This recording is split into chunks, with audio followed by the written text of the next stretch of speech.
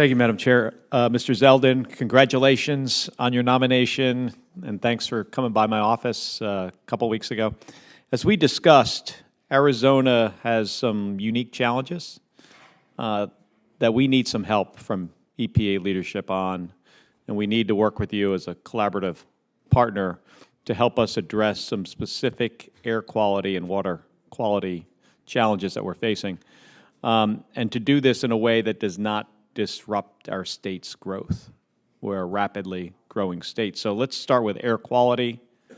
As we discussed, Maricopa County, which is Phoenix, half the population of the state, is in non-attainment under the Clean Air Act for ground-level ozone pollution.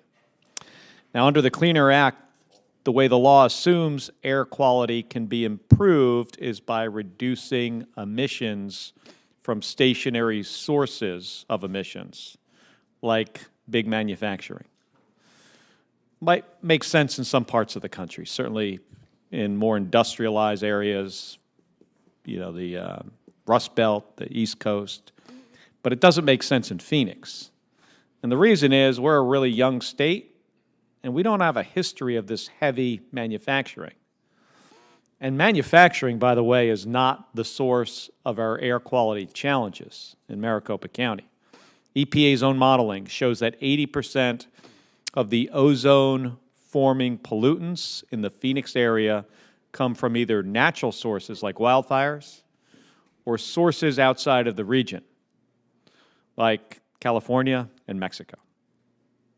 Now, this means that the typical EPA playbook for how to improve air quality and protect public health is not going to work in Phoenix. It's just not. So we need partnership and collaboration with the EPA headquarters and EPA Region 9 to address these challenges. And we've been working closely with state and local officials and our business community on this. And there are specific actions that we're asking for EPA partnership on. So I'd like to ask for your commitment to working with us on these issues. I'm going to go through them. There's like 4 of them.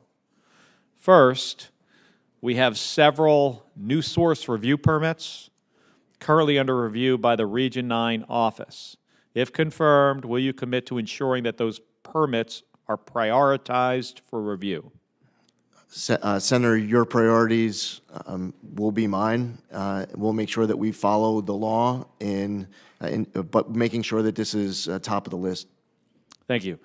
And second, Maricopa County has submitted 2 local rules, which are called Rule 204 and 205. We spoke about those in my office that would provide alternative pathways for generating offsets for new permits for new manufacturing facilities. So remember what I said, we don't have the heavy manufacturing that's shut down that would generate a permit. So these rules have some other ways to do that. So both rules are still pending final approval, although I understand that Region 9 and Maricopa County have been meeting weekly on this to resolve some outstanding issues. But Mr. Zeldin, will you commit to ensuring this coordination between EPA and the county can continue with the goal of having both rules approved as soon as possible?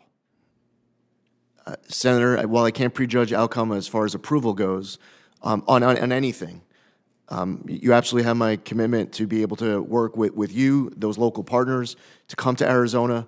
You also mentioned the Yuma example as well. And as you pointed out, you come from a state where, in a place like Maricopa, you don't have a lot of these sites shutting down. You have more coming in, which is a good problem to have in one way, but you definitely need that partnership with EPA. Yeah, it's challenging in the other way.